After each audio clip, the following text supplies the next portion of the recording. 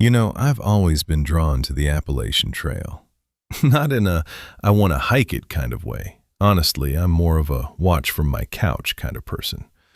But there's something about it, right? This massive, winding ribbon of wilderness that stretches from Georgia all the way up to Maine. It's beautiful. It's vast. And it's absolutely unforgiving. I've spent way too many nights falling down rabbit holes about this place. The stories that come out of these mountains, man, they'll stick with you. Some of them are heartwarming, some are terrifying, and some are just so deeply tragic that you can't shake them. Today, we're diving into 3 of those stories. 3 people who stepped into these woods and, for one reason or another, never came home the way they planned. And fair warning, these aren't feel-good tales. These are the kind of stories that make you look at the wilderness a little differently. But before we get into that, if you're new here, hi, I'm Deblix, and I'm absolutely obsessed with this stuff. If you like deep dives into true stories that'll keep you up at night, hit that subscribe button. I promise you won't regret it. So, the Appalachian Trail. For those of you who don't know, this thing is a monster. It's roughly 2,190 miles long, running through 14 states, from Springer Mountain in Georgia to Mount Katahdin in Maine. It's one of the longest continuously marked footpaths in the world, and it draws thousands of hikers every year. People from all walks of life, all ages, all backgrounds, all chasing that dream of walking from one end to the other. And honestly, I get it. There's something romantic about it, The idea of just walking for months, leaving the noise behind. Just you, the trail, and whatever you can carry on your back. But here's the thing about the Appalachian Trail. It's not just a walk in the woods. I mean, parts of it go through some of the most rugged, remote terrain in the country. We're talking steep climbs, unpredictable weather, and stretches where you won't see another soul for days. The 100-mile wilderness in Maine is exactly what it sounds like.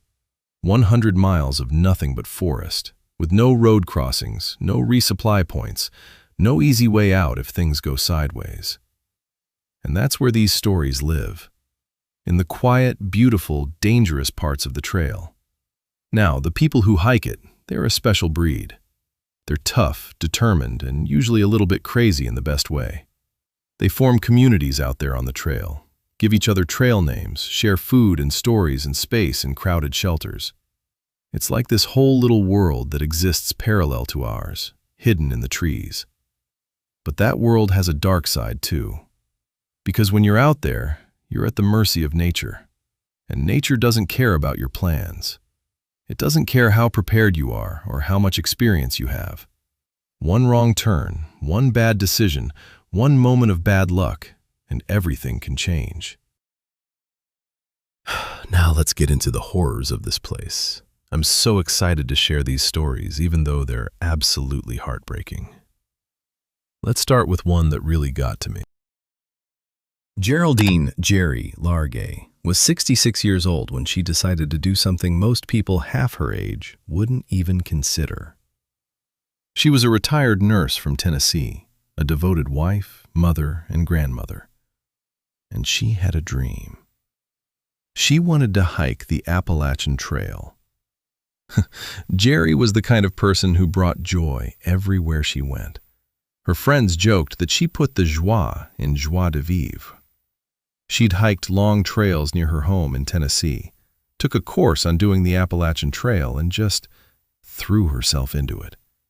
She even had her trail name picked out, Inchworm, because she knew with her pace it was going to take a while. Her husband George was fully on board. Now George was not a hiker. He admitted later, hiking the Appalachian Trail and sleeping in tents and wearing the same stuff for 3 and 4 days in the rain? Not on my bucket list. But Gerry needed support. She had limits on what she could carry. So George told himself to suck it up. He signed on as her support vehicle.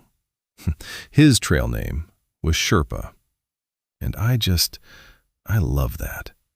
That's marriage, right? Supporting each other's dreams, even when it's not your thing. Gerry set out in April 2013 with her hiking partner, Jane Lee. They started in Harper's Ferry, West Virginia, planning to hike north to Maine, then come back and do the southern half. It was a flip-flop hike, which is actually pretty common for thru hikers. The spring of 2013 was wet, like really wet. But Gerry didn't care. She kept detailed logs of the plants she saw along the way. "Fabulous fern day," she wrote in her journal one day. Another, "Squirrel corn, bluets, spring beauties, jack-in-the-pulpits, abundant May apples, plenty others, and me without my book." She was just alive, present, in love with the trail.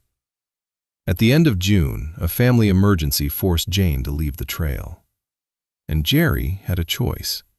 She could go home too, or she could keep going. She kept going. By mid-July, Gerry had completed more than 900 miles of the trail. She'd conquered some of the toughest sections in New Hampshire and Vermont.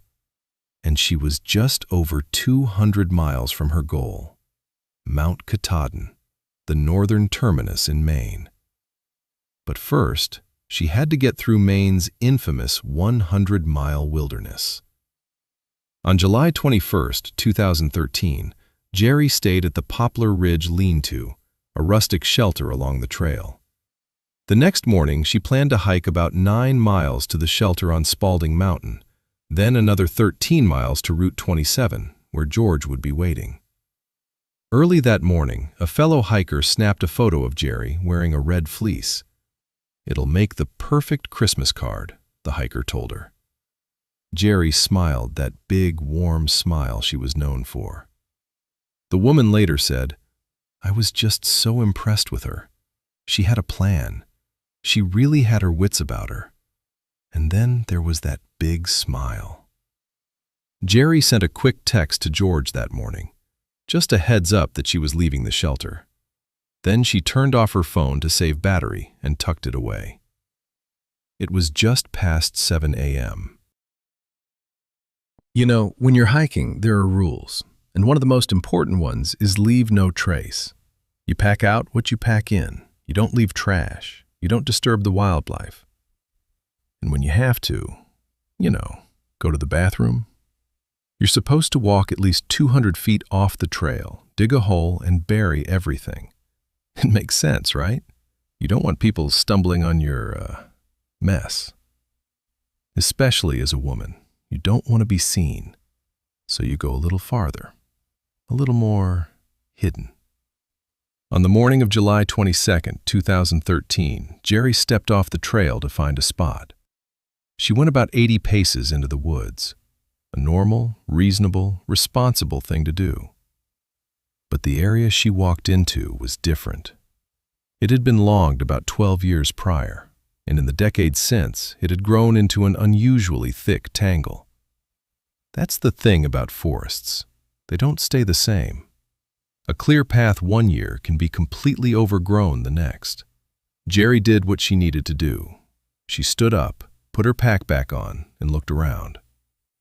And that's where everything went wrong. She couldn't find the trail. She started walking, tried to find her way back, but the woods were thick and disorienting. And by 11 a.m., she knew she was lost. She pulled out her phone, typed a message to George. "In some trouble. Got off trail to go to now lost. Can you call AMC to call if a trail maintainer can help me?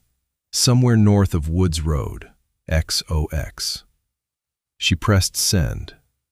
Message receipt failed. She tried again, and again, and again. 10 times over the next hour and a half, she tried to send that message. But the Maine woods are infamous for having no cell service. She was completely cut off. So she did what made sense. She climbed higher, looking for a signal. At 4:18 p.m. the next day, she tried again.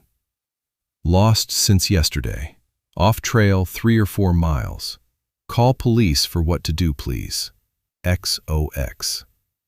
It never went through. She spent the next few days wandering, trying to find a ridge, a logging road, anything that would lead her back to civilization. She pitched her tent where she could. She rationed her food. She set up a small campsite, trying to make herself visible from the air. And here's the part that just breaks me. Searchers were looking for her. The Maine Warden Service launched one of the largest searches in the department's history. They had dogs, helicopters, hundreds of volunteers. They combed the area for weeks. And at least 3 canine teams came within 100 yards of her campsite.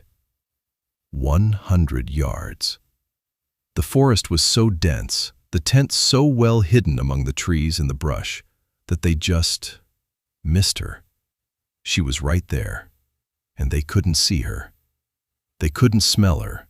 Her sleeping bag apparently masked her scent from the dogs. Gerry survived for nearly a month. 26 days, alone in the woods, less than 2 miles from the trail. She wrote in her journal. She tried to keep hope alive. But eventually, she understood what was happening. On August 6, 2013, she wrote this: "When you find my body, please call my husband George and my daughter Carrie. It will be the greatest kindness for them to know that I am dead and where you found me. No matter how many years from now, please find it in your heart to mail the contents of this bag to one of them." The last entry in her journal was dated August 18th. Gerry Largay died of starvation and exposure. Alone, scared, but trying so hard to make it easier for the people who loved her. Her body wasn't found until October 2015, when a surveyor walked through the area and stumbled upon her camp. Her tent had collapsed. She was zipped into her sleeping bag, her belongings carefully arranged. Her driver's license was in a Ziploc bag. Her journal, her texts, her final messages, all waiting to be found. That part really gets me. Just imagining her writing those words, knowing she wasn't going to make it, and still thinking about her family, still wanting to spare them the pain of not knowing. I don't know. It's tough. The worst part? The Navy owns the land where she died. They use it for survival training. If the Navy searchers had been more familiar with the area, or if they'd had better coordination with the civilian search teams, we'll never know. But you have to wonder if things could have been different. Gerry's husband, George, he'd been waiting for her at the Route 27 crossing. When she didn't show up, he knew something was wrong.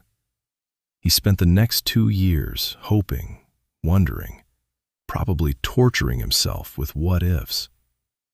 She was so close to finishing her dream. Less than 200 miles from Katahdin, and a wrong turn, a few steps off the trail, and it was all over. That's the thing about the wilderness. It doesn't care how prepared you are. It doesn't care about your plans. One wrong step, and it can swallow you whole. Now that case had some closure. Eventually, Gerry was found. Her family got answers. But the next one, well, that's a different story. Okay, so imagine this. It's June 1969. A family camping trip in the Great Smoky Mountains. Beautiful weather, beautiful scenery, kids running around, laughing, playing.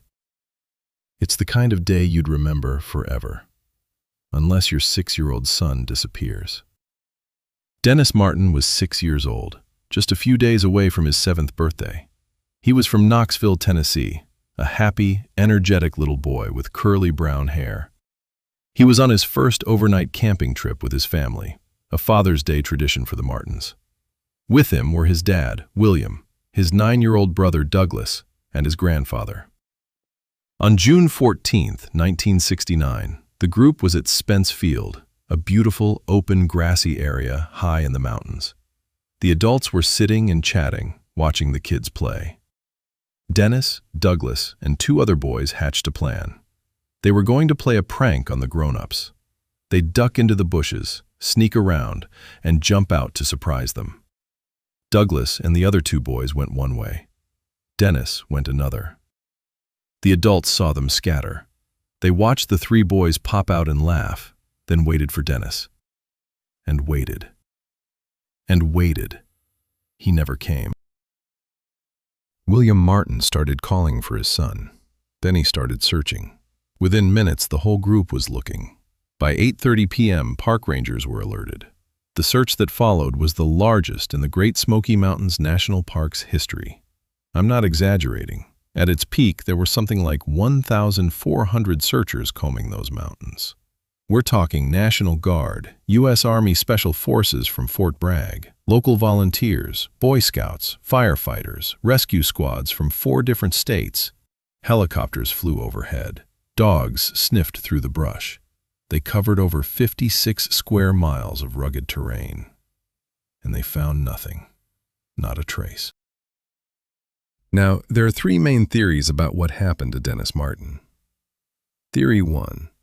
He got lost and perished in the wilderness. That's the most likely one, honestly. 6-year-old kids are small. They can hide in places adults can't even fit. And if Dennis got scared, he might have curled up somewhere and just couldn't be found. Theory 2. He was attacked by an animal. Bears and feral hogs are both common in the Smokies, and interestingly, about 2 weeks before Dennis vanished, rangers had caught a bony, scrawny bear in a trap near Spence Field. A bear that was desperate enough to eat corn, which they normally don't touch. That suggests food was scarce in 1969, which could have made bears more aggressive. Theory 3. He was abducted. This is what Dennis's father believed, and there's actually some evidence for it. A hiker named Harold Key reported that on the afternoon of June 14th, he heard an enormous, sickening scream in the Sea Branch area of the park. A few minutes later, he saw a rough-looking man moving through the woods carrying a piece of red cloth. Dennis was wearing a red t-shirt. Key didn't report this until several days later because he didn't know about the missing boy at the time. When he heard, he contacted authorities. But park officials dismissed the connection. Sea Branch was several miles from where Dennis was last seen, and the timing was uncertain. The FBI investigated, but they found insufficient evidence to link the man to Dennis. Here's the thing about the Dennis Martin case that really gets me. Years later, a ginseng hunter came forward. He said he'd found the skeletal remains of a small child in a remote area of the park back in the 1970s. But he didn't report it at the time because he was afraid of being prosecuted for illegal foraging. He didn't come forward until 1985. Dwight McCarter, a retired park ranger who was part of the original search, took the man to the area.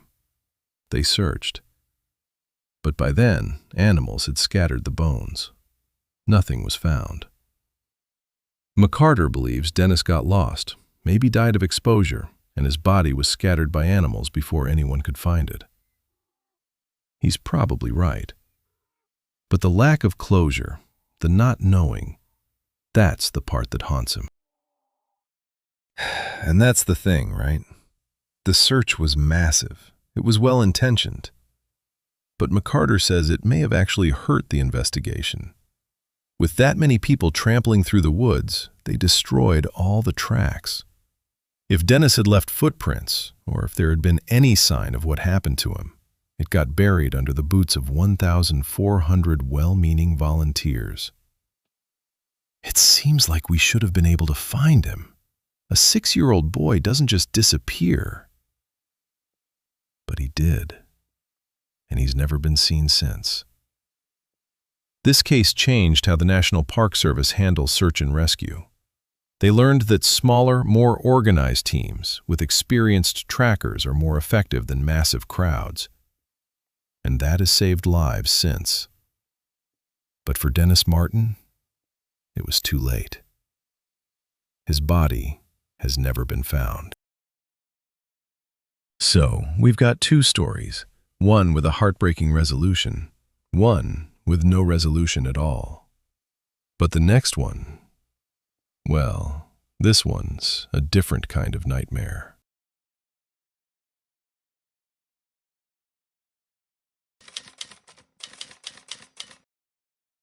Alright, so the Appalachian region isn't just home to tragic accidents. It's also, unfortunately, home to one of the most unsettling, unsolved serial killer cases in American history. They called them the Redhead murders.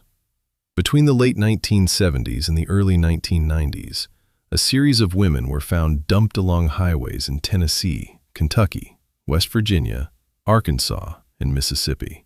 Many of them had one thing in common: red hair, or reddish hair. The victims were often young, often hitchhikers or involved in sex work, women who were considered high risk and therefore less likely to be reported missing quickly. Their bodies were found near major interstates like I-75, I-40, and I-81, leading investigators to believe the killer was a long-haul truck driver. Now, the number of victims linked to this spree varies depending on who you ask. Some say 6, some say 11, some say as many as 14. The problem is, many of the victims remain unidentified. Jane Does. Women whose names, lives, and stories were lost to time. But there are some we do know about. Like Lisa Nichols. She was 28 years old, a redhead from West Virginia. Her body was found on September 16, 1984, near a highway in West Memphis, Arkansas. She'd been strangled and left wearing only a sweater. She was identified in 1985 by a couple who would let her stay with them for a while. She was one of the few victims who got her name back. Ortina McKenney Farmer. She was 21, from Indiana. Her family last saw her on Thanksgiving Day, 1984. On New Year's Day, 1985, her body was found, bound and strangled alongside I-75 in Campbell County, Tennessee. She was 2 to 5 months pregnant. She remained unidentified for decades, until, in 2018, a high school sociology class took on the cold case as a project. They matched her fingerprints to a missing persons report, and finally, Tina got her name back. And then, there are the ones we still don't know. The Wetzel County victim, found in West Virginia in 1983. The Campbell County victim, found in Tennessee in 1985. She was estimated to be between 9 and 15 years old. The Knox County victim, found in an abandoned refrigerator in Kentucky. Dead of suffocation, nude, wearing 2 different colored socks. These women had families. They had dreams. They had lives that were cut short, dumped like trash on the side of the road. And in many cases, their families never even knew what happened to them. Now, for a long time, the Redhead murders went cold. Investigators from different states shared information, but the connections were hard to make. But then, in the 1980s, a suspect emerged. Jerry Leon Johns. He was an independent truck driver who ran his own small trucking company called Rebel Trucking Company out of Cleveland, Tennessee. In 1985, Johns was arrested after picking up a dancer from a Knoxville adult club. The woman, who used the stage name Tasha, was a redhead. Well, she dyed her hair red. Johns agreed to pay her for sex, took her to a motel, and then later he drove her into the woods, tied her up with strips of her t-shirt, and started choking her. He told her he was going to kill her because she'd become a nuisance. Tasha survived. She played dead until Johns left, then crawled out of a culvert and flagged down a trucker. Johns was arrested and eventually convicted of attempted murder. Here's the thing, though. He was arrogant. He bragged to police about never hurting a woman, and he loved talking about serial killers. He thought he was smarter than everyone else. Investigators suspected Johns might be connected to the Redhead murders, but at the time, they didn't have enough evidence to charge him. And he died in prison in 2015, still insisting he was innocent.